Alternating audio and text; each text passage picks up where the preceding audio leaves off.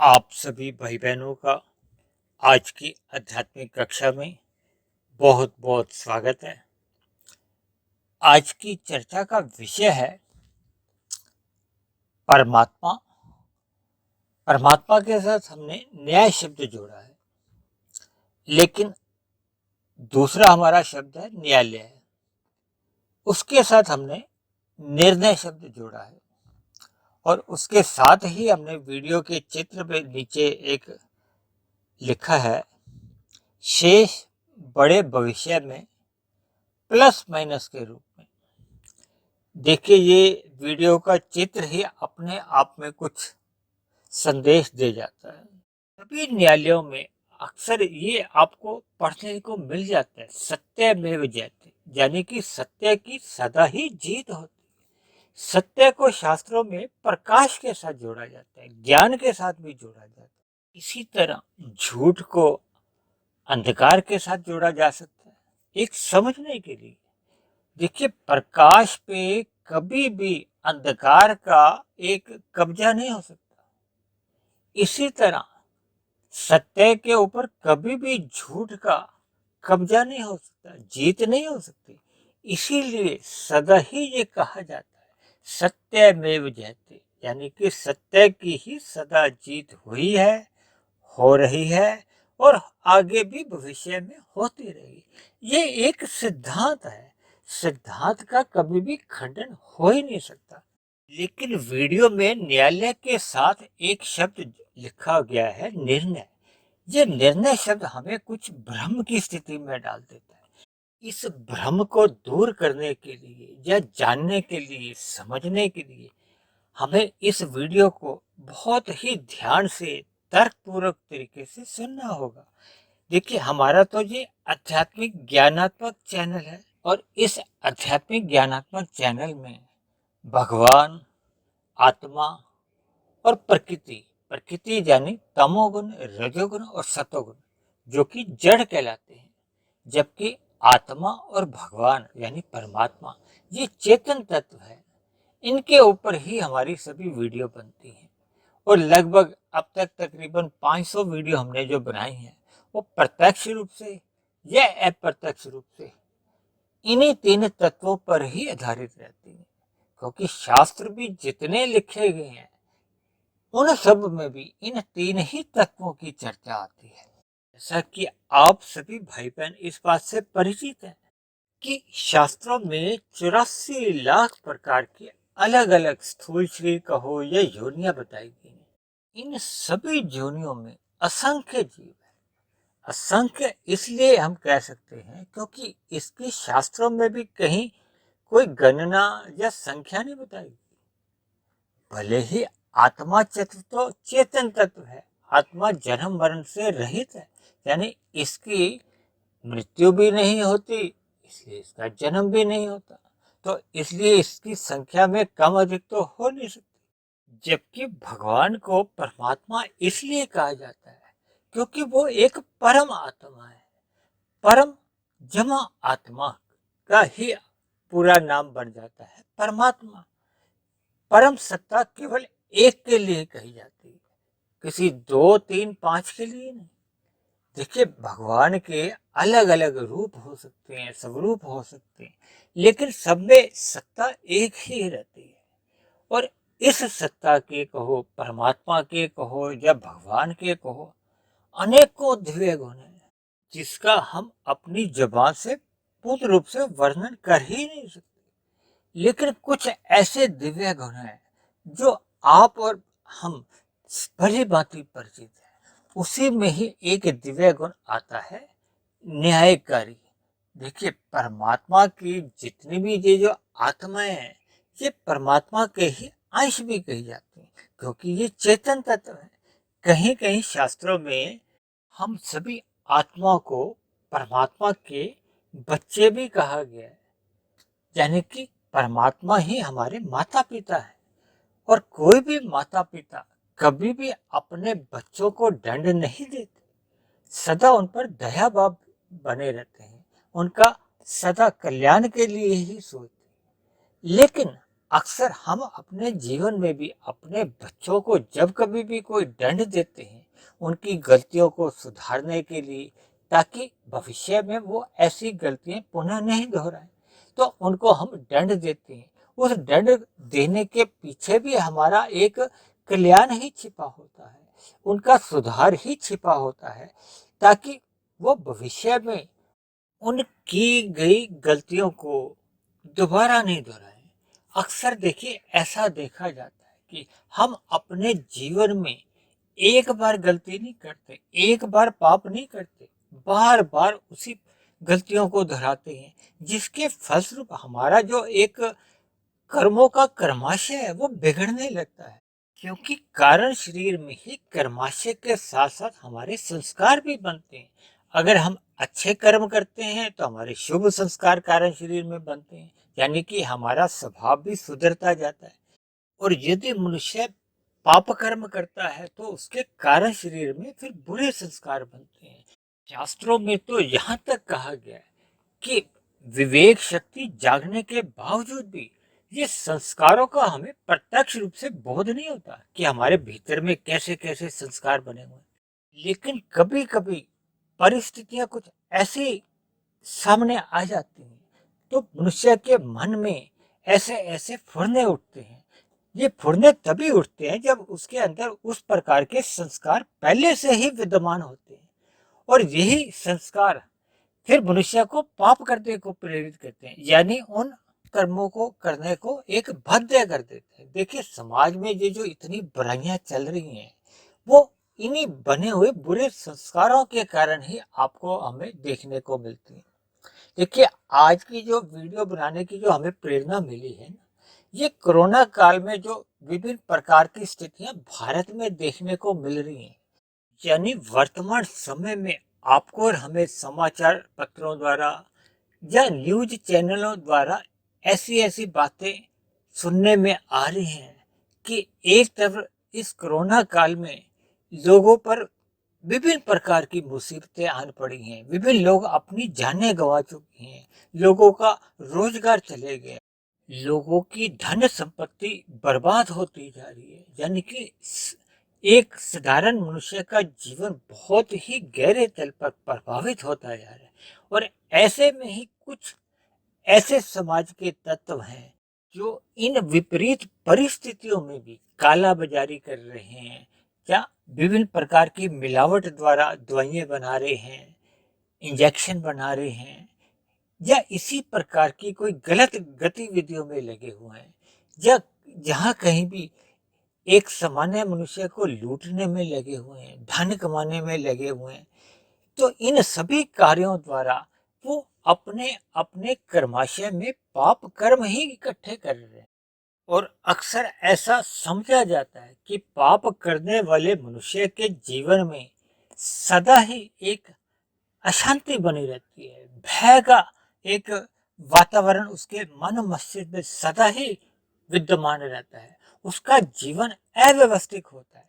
क्योंकि देखिए शास्त्रों में भी कहा गया है हम जितना भी मेहनत करके या सतोगुण में रहकर या रजोगुण में रहकर हम जितने भी कर्म करते हैं, ऐसे सभी किए गए कर्म अन्य किसी भी जीव को दुखी नहीं करते, पीड़ा नहीं देते, कष्ट नहीं देते। लेकिन जब जब मनुष्य अपने सुख के लिए, अपने लाभ के लिए अन्य मनुष्यों के साथ या अन्य जीवों के साथ विभिन्न चितराइयों द्वारा, हेरा फेरियों द्वारा, छल कपट ठगी द्वारा अन्यायपूर्ण कर्म करता है, यानी पाप कर्म करता है, ऐसे सभी पाप कर्म करने वाले मनुष्य इस बात से निश्चित रहते हैं कि वो कानून की पकड़ से दूर रहते हैं, यानी कि ऐसे किए गए अपराधों का या पाप कर्मों का उनको कोई दंड नहीं मिलेगा, यानी किसी भी प्रकार का कोई हानि नहीं होगी। उनको केवल इन किए गए पापों से केवल लाभ ही लाभ नजर आता, यानी आसान शब्दों में अगर यूं कहा जाए कि किसी भी अपराधी द्वारा अपराध करने से पूर्व उसको ये 100% निश्चय होता है कि इस अपराध को करते समय किसी ने भी उसको देखा नहीं है। इसीलिए कभी कभी ऐसा भी देखा जाता है कि जो भौतिक जगत की अदालतें होती हैं, न्यायालय होते हैं, इनमें कभी कभी अपराधी बच भी जाते हैं, क्योंकि यहाँ के जितने भी अपराधियों के प्रति जो एक निर्णय आते हैं, देखिए यहाँ, क्योंकि आज हमने न्यायालय के आगे शब्द एक लिखा है निर्णय, जबकि परमात्मा के आगे हमने एक शब्द लिखा है न्याय। जबकि न्यायालय के साथ न्याय शब्द होना एक संबंध रखता है, क्योंकि न्याय से ही न्यायालय शब्द बना है। जैसे जहाँ पुस्तकें अधिक होती हैं तो वहाँ पुस्तकालय शब्द इस्तेमाल होता है। जैसे भोजनालय होता है, वहाँ भोजन की सामग्रियाँ होती हैं, खाने पीने का सामान होता है। तो इसी तरह यह न्यायालय का अर्थ न्याय से ही लिया जाता है। भले ही संसार में जितनी भी न्यायालय बने हुए हैं, अदालतें बनी हुई हैं, इन सभी से ही एक निर्णय आते हैं, फैसले आते हैं। वहाँ पक्ष प्रतिपक्ष के प्रति जितनी भी दलीलें दी जाती हैं, तथ्यों पर कुछ निर्णय आते हैं, यानी कि तथ्यों पर आधारित होते हैं। जबकि परमात्मा के यहाँ जो प्रकृति एक अदालत शब्द कहा जाता है, वह परमात्मा की ब्रह्म शक्ति एक सर्वव्यापक सत्ता है, वो हर जगह मौजूद है। यानी कि परमात्मा से छिपकर किसी भी मनुष्य द्वारा, चाहे वो पाप कर्म है चाहे वो पुण्य कर्म है, यानी कि सभी किए गए कर्मों का परमात्मा के पास हिसाब रहता है। देखिए, हमने प्रकृति एक अदालत का अभिप्राय लिया था कि यहाँ आपके हमारे किए गए सभी प्रकार के सकाम कर्मों का लेखा जोखा रहता है। और कभी कभी तो हमने ऐसा भी जिक्र किया कि हम सभी आत्माओं का एक अलग अलग आधार नंबर है, यानी कि सभी आत्माओं को अपने अपने किए गए कर्मों का ही फल मिलता है। देखिए, वैसे तो आत्मा अपने आप में कोई क्रिया नहीं करती। देखिए, आत्मा जिस शरीर में भी रहती है, उस शरीर द्वारा जितनी भी क्रियाएं होती हैं, वो आत्मा के ही खाते में चली जाती है। जैसे एक कार चलते फिरते किसी जगह कोई एक्सीडेंट या दुर्घटना कर देती है, तो सजा किसको मिलती है? कार को तो नहीं मिलती, चेतन शक्ति को मिलती है। इसी तरह हम सभी जीवों के भीतर जो एक आत्मा है, चेतन तत्व है, तो फिर उसको ही सजा लेने के लिए अलग अलग शरीरों का ये एक विधान है। परमात्मा ने ये जो 84 लाख प्रकार की जोनियां बनाई है, इसमें देखिए मनुष्यों की संख्या तो अन्य जोनियों के अनुपात में बहुत ही कम आंकी जाती है। जबकि शेष जोनियों में पेड़ पौधे कितने अधिक हैं, कितने अधिक वनस्पति हैं, जंगल के जंगल भरे हुए हैं। इसी तरह कीड़े मकोड़े, कीट पतंगे, पक्षी, पशु, इनकी अगर हम गणना करने बैठे, जो कि असंभव है, तो हमारा दिमाग चक्कर आ जाएगा। जबकि इन सभी जीवों के अनुपात में मनुष्यों की संख्या तो लगभग 900 साढ़े 900 करोड़ ही बताई जाती है। जबकि शास्त्रों में जगह जगह इस बात का जिक्र आता है कि मनुष्य जोनि कर्म जोनि है, साधना जोनि है। इसलिए मनुष्य को अपने जीवन में एक व्यक्तिगत लाभ के लिए या पारिवारिक लाभ के लिए पाप कर्मों से अवश्य ही बचना चाहिए। क्योंकि हम जितने भी पाप कर्म करते जाते हैं, तो हमारा पाप कर्मों का कर्मशः बढ़ता जाता है, तो फिर ऐसे में पुण्य कर्मों की न्यूनता रह जाती है। जब मरते समय यदि हमारे संचित कर्मों में पुण्य कर्मों की न्यूनता रह गई है, पाप कर्मों का कर्माशय बढ़ गया है, तो फिर मरने के बाद ये नीचे की जो अभी जोनियों का हमने जिक्र किया है, इन नीचे की जोनियों में परमात्मा की एक अदालत के विधान के अनुसार, कर्माशय के अनुसार या बने हुए संस्कारों के अनुसार फिर नीचे की जोनियों में जन्म लेना पड़ता है। यानी नीचे की जोनियों में फिर उस स्थूल शरीर में जैसे जैसे हम दुख भोगते रहते हैं, तो फिर हमारा पाप कर्मों का कर्माशय घटता जाता है। और फिर घटते घटते जब वो पुण्य कर्मों की बराबरी में आ जाता है, तो फिर पुनः मनुष्य की जोनी मिल जाती है। देखिए, ये कहने में तो बहुत आसान सी बात लगती है, कई बार इसमें युग के युग बदल जाते हैं। यानी कि मनुष्य को हजारों लाखों करोड़ों अरबों बार जन्म लेना पड़ता है। देखिए, परमात्मा की ये एक दया भाव रहते हैं कि मनुष्य से नीचे की सभी जोनियों को परमात्मा ने कर्म से अचेत रखा है। अचेत इसलिए रखा है कि मनुष्य से नीचे की सभी योनियों में दुख ही दुख भोगे जाते हैं, ताकि दुख भोगते समय उन जीवों को कष्ट नहीं हो। इसलिए परमात्मा ने दया भाव रखते हुए उन सभी योनियों को अचेत रखा है। जैसे हम अपना कभी कभी दांत निकलवाते हैं, हमें पीड़ा नहीं हो, तो डॉक्टर उस जगह विशेष को सुन्न कर देता है, अचेत कर देता है, ताकि हमें उस दांत को निकालते समय उस पीड़ा से हमें दर्द नहीं हो। इसी तरह परमात्मा की भी सभी जीवों पर दया भाव बनी रहती है। देखिए, परमात्मा किसी भी जीव के साथ कोई पक्षपात नहीं रखते, वो तो सभी जीवों के साथ प्रेम रखते हैं, सभी जीवों का कल्याण करते हैं। दुख देना परमात्मा का कभी भी उद्देश्य नहीं होता। जैसे हम माता पिता भी अपने बच्चों को उनके द्वारा की गई गलतियों के लिए सुधारने के लिए उनको दंड देते हैं, ताकि वो पुनः उन गलतियों को नहीं करें, यानी बच्चों का भविष्य सुधर जाए। इसी तरह देखिए, आज की वीडियो के चित्र में हमने जो लिखा है ना, शेष बड़े भविष्य में प्लस माइनस के रूप में, यह बड़े भविष्य का अभिप्राय है मरने के बाद का जो एक बड़ा भविष्य है। क्योंकि अभी हमने बताया ना, पाप कर्मों का फल भोगने के लिए नीचे की योनियों में एक बार, 10 बार, 1000 बार, लाखों बार भी जन्म लेना पड़ता है। तो इसलिए उसको हमने एक बड़े भविष्य का नाम दे दिया। क्योंकि वर्तमान काल में हम जितने भी अपने पाप कर्मों का जो फल भोगते हैं दंड रूप में, वो एक वर्तमान जीवन का ही भविष्य है, यानी ये छोटा भविष्य आप समझ सकते हो। देखिए, कभी कभी अदालतों द्वारा तथ्यों के अभाव में या गवाहों के अभाव में कभी कभी एक अपराधी अपने किए गए अपराध के दंड से बच भी जाता है, लेकिन परमात्मा की अदालत से बच पाना नामुमकिन है। क्योंकि परमात्मा तो देखिए सर्वव्यापी है, सर्वशक्तिशाली है। परमात्मा को तो किसी गवाह की भी जरूरत नहीं है, किन्हीं तथ्यों की भी जरूरत नहीं, क्योंकि परमात्मा तो सर्वज्ञ है, सर्वव्यापी है, एक सर्वशक्तिशाली है। ये अलग बात है कि परमात्मा न्यायकारी भी हैं, दया भाव भी रखते हैं, सभी जीवों का कल्याण भी चाहते हैं, और सदा ही सभी जीवों को आनंद में जीने के एक अवसर भी प्रदान करते हैं। इसलिए इस भौतिक जगत में मनुष्य द्वारा किए गए अपराध की सजा मनुष्य को नीचे की योनियों में, यानी कि एक बड़े भविष्य के रूप में विभिन्न योनियों में जन्म लेकर वहां दुख भोगने ही पड़ते हैं।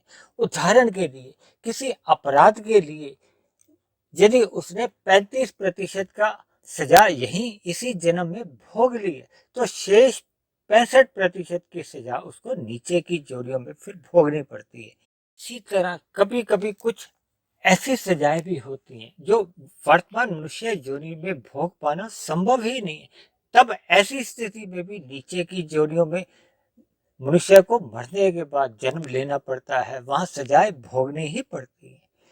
देखिए, उदाहरण के लिए यदि किसी ने 10 मनुष्यों की हत्या कर दी, तो ऐसे में उसको एक ही बार यहाँ के न्यायालय द्वारा फांसी दी जाती है या सजा दी जाती है।